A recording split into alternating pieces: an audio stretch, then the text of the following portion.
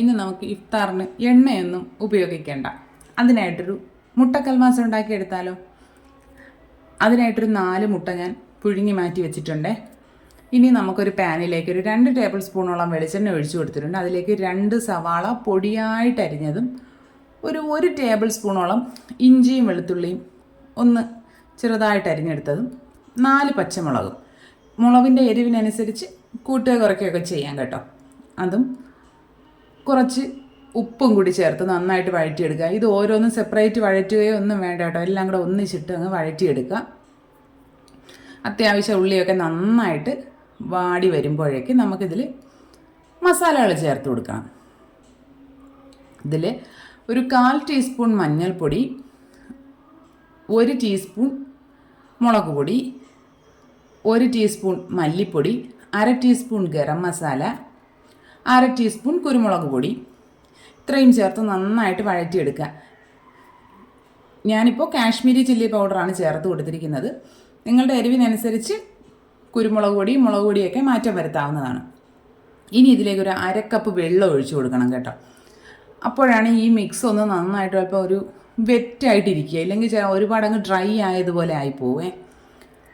വെള്ളം കൂടി ഒഴിച്ച് നന്നായിട്ട് അതൊന്ന് മിക്സ് ചെയ്ത് ഈ വെള്ളം ഒന്ന് വറ്റി വരുമ്പോൾ 4 മുട്ട പുഴുങ്ങിയതിനെ ഞാനിപ്പോൾ ഓരോ മുട്ടയും ഒരു 8 കഷ്ണം ആക്കി മുറിച്ചെടുത്തിട്ടുണ്ട്.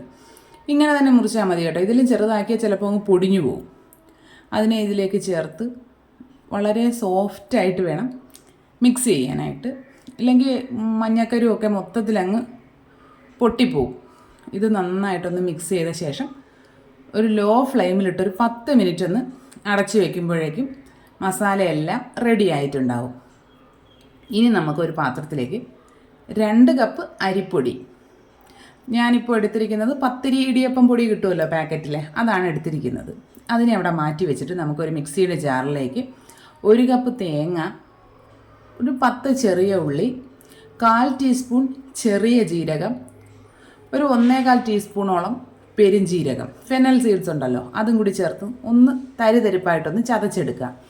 അതിനെ ഈ മാവിലേക്ക് ചേർത്ത് കൊടുത്ത് മാവിന് ആവശ്യമായ ഉപ്പും ചേർത്ത് നന്നായിട്ട് കൈകൊണ്ട് തിരുമ്മി യോജിപ്പിക്കുക. ഈ മാവിലേക്ക് ഈ തേങ്ങയെല്ലാം നന്നായിട്ട് തിരുമ്മി യോജിപ്പിക്കുക. ഇനി ഇതിലേക്ക് നല്ല തിളച്ച വെള്ളം കുറേശ്ശെയായി ഒഴിച്ച് മിക്സ് ചെയ്തെടുക്കണം. വെള്ളത്തിൻ്റെ അളവ് ഞാനിപ്പോൾ പറയുന്നില്ല, കാരണം ഓരോ പൊടിക്കനുസരിച്ചും വെള്ളം വ്യത്യാസമായിരിക്കും. അപ്പോൾ നിങ്ങൾക്കത് ചേർക്കുമ്പോൾ മനസ്സിലാവുമല്ലോ. വെള്ളം ഒഴിച്ച് എല്ലാ ഭാഗവും നനഞ്ഞ് എന്ന് ഉറപ്പ് വരുത്തുക. എന്നിട്ട് ഇതിനെ നമുക്കൊരു 10 മിനിറ്റോളം ഒന്ന് അടച്ചു വെക്കണം. എന്നിട്ട് അതിൻ്റെ ചൂട് ഒന്ന് തണുത്ത ശേഷമാണ് നമുക്കിത് കൈ വെച്ച് നന്നായിട്ട് കുഴച്ചെടുക്കേണ്ടത്. വീഡിയോ കണ്ടുകൊണ്ടിരിക്കുന്ന കൂട്ടുകാർക്ക് വീഡിയോസൊക്കെ ഇഷ്ടമാകുന്നുണ്ടെങ്കിൽ പ്ലീസ് ചാനലൊന്ന് സബ്സ്ക്രൈബ് ചെയ്ത് സപ്പോർട്ട് ചെയ്യണം കേട്ടോ. വീഡിയോ ലൈക്ക് ചെയ്യണം, കമൻറ്റ് ചെയ്യണം, ഷെയർ ചെയ്യണം. സ്കിപ്പ് ചെയ്യാതെ മുഴുവനായിട്ടും കാണുകയും വേണം കേട്ടോ. ചൂടാറിയ ശേഷം നന്നായിട്ട് മാവിനെ കുഴച്ച് നല്ല മയപ്പെടുത്തിയെടുക്കുക. അതായിപ്പോൾ ഇങ്ങനെ നമ്മൾ ഉരുട്ടിയെടുത്തിട്ട് ഇങ്ങനെ നോക്കുമ്പോൾ നല്ല സോഫ്റ്റ് ആയിട്ടിരിക്കണം കേട്ടോ. ഇനി നമുക്ക് കയ്യിൽ കുറച്ച് ഓയിൽ തടവിയ ശേഷം എത്രത്തോളം വലിപ്പം വേണോ അതിനനുസരിച്ചുള്ള ബോൾസ് എടുക്കണം. ഞാനിപ്പോൾ അത്യാവശ്യം വലിയ കൽമാസാണ് കേട്ടോ ഉണ്ടാക്കുന്നത്. കയ്യിൽ വെച്ച് ഇങ്ങനെ ചെറുതായിട്ടൊന്ന് പരത്തിയിട്ട് അതിലേക്ക് നമ്മുടെ ഈ മുട്ടയുടെ മിക്സ് വെച്ച് കൊടുക്കുക. വെക്കുന്നതിലെല്ലാത്തിലും മുട്ട നന്നായിട്ട് ഉൾപ്പെടുത്തണം കേട്ടോ, എങ്കിലാണ് ഇത് കഴിക്കുമ്പോൾ നല്ല ടേസ്റ്റ് ഉണ്ടാവുക. വെച്ചിട്ട് ഇതിനെ 2 സൈഡും പിടിച്ച് നന്നായിട്ട് ഒട്ടിച്ചു കൊടുക്കുക. ഒട്ടിച്ചു കൊടുത്ത് കയ്യിൽ വെച്ചിട്ട് നന്നായിട്ട് റോൾ ചെയ്തെടുക്കുക. നമ്മുടെ ഉന്നക്കായ റോൾ ചെയ്യുമല്ലോ, അതുപോലെ റോൾ ചെയ്തെടുക്കുക. ആദ്യത്തെ ഒരെണ്ണമൊക്കെ നമ്മൾ റോൾ ചെയ്യുമ്പോഴേ വലിയൊരു പ്രശ്നമായി തോന്നുള്ളൂ, പിന്നെ അതങ്ങ് പെർഫെക്റ്റായി വരും കേട്ടോ. ഞാനിപ്പോൾ ആദ്യം ഒരു 5 എണ്ണം റെഡിയാക്കി എടുത്തിട്ടുണ്ട്. അതിനെ നമുക്കൊരു സ്റ്റീമറിൽ ഇതേപോലെ കുറച്ച് ഓയിലൊന്ന് ഗ്രീസ് ചെയ്ത് കൊടുത്തിട്ട് അതിന് മുകളിലേക്ക് വെച്ച് കൊടുക്കാം. പരസ്പരം ഒട്ടാതെ ഈ കൽമാസുകളെല്ലാം സ്റ്റീമറിലേക്ക് വെച്ച് കൊടുക്കുക. എന്നിട്ട് നമുക്ക് നന്നായിട്ട് തിളച്ച വെള്ളത്തിന് മുകളിലേക്ക് വെച്ച് കൊടുത്ത് ഒരു 15 തൊട്ട് 20 മിനിറ്റ് വരെ ആവിയിൽ കുക്കാവണം. അത് നിങ്ങളുടെ അടുപ്പിനും തീക്കുമൊക്കെ അനുസരിച്ച് കുറച്ചൊന്നും ചിലപ്പോൾ വ്യത്യാസം വരും കേട്ടോ. ഇനി നമുക്ക് കൽമാസിൽ മിക്സ് ചെയ്യാനായിട്ടുള്ളൊരു മസാല തയ്യാറാക്കാം. ഒരു 1/4 ടീസ്പൂൺ മഞ്ഞൾപ്പൊടി, 1/2 ടീസ്പൂൺ മുളക് പൊടി, 4-5 അല്ലി വെളുത്തുള്ളി ഒന്ന് ചെറുതായിട്ടൊന്ന് ചതച്ച് ചേർത്ത് കൊടുക്കാം. ആവശ്യത്തിനുള്ള ഉപ്പ്, ഇതെല്ലാം കൂടെ മിക്സ് ചെയ്ത് ഇതിലേക്ക് കുറച്ച് വെള്ളം, വെള്ളവും കൂടി നന്നായിട്ട് മിക്സ് ചെയ്തെടുക്കുക.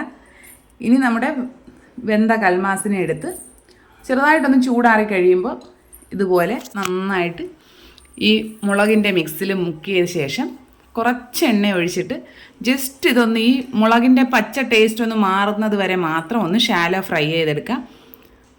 നമ്മൾ പഴംപൊരിയൊന്നും ചെയ്യും പോലെ ഡീപ്പായിട്ട് ഫ്രൈ ചെയ്യരുത്. ഇങ്ങനെ ഒരു ഷാലോ ഫ്രൈ ചെയ്തെടുക്കുക. തിരിച്ചും മറിച്ചുമൊക്കെ ഇട്ട് നന്നായിട്ട് ഫ്രൈ ചെയ്തെടുക്കുക. ഒരുപാട് നേരം ഫ്രൈ ചെയ്ത് കൽമാസിനെ ഡ്രൈ ആക്കരുത്. ഈ മസാലയുടെ പച്ച ടേസ്റ്റ് ഒന്ന് മാറുന്നത് വരെ മാത്രമേ ഫ്രൈ ചെയ്യാൻ പാടുള്ളൂ. ഞാനിപ്പോൾ ഒരു 3 എണ്ണം മസാലയിൽ മുക്കി ഫ്രൈ ചെയ്തിട്ടുണ്ട്, 2 എണ്ണം അല്ലാതെ വെച്ചിട്ടുണ്ട്. കുഞ്ഞുങ്ങൾക്ക് കൊടുക്കാനാകുമ്പോൾ നമ്മളങ്ങനെ ഒരുപാട് മസാല ചേർക്കാതെ കൊടുക്കുന്നതായിരിക്കും നല്ലത്. അപ്പോൾ എല്ലാവരും ഒന്ന് ട്രൈ ചെയ്ത് നോക്കാം. ഇനി അടുത്തൊരു വീഡിയോ ആയിട്ട് ഉടനെ തന്നെ കാണാം. ബൈ.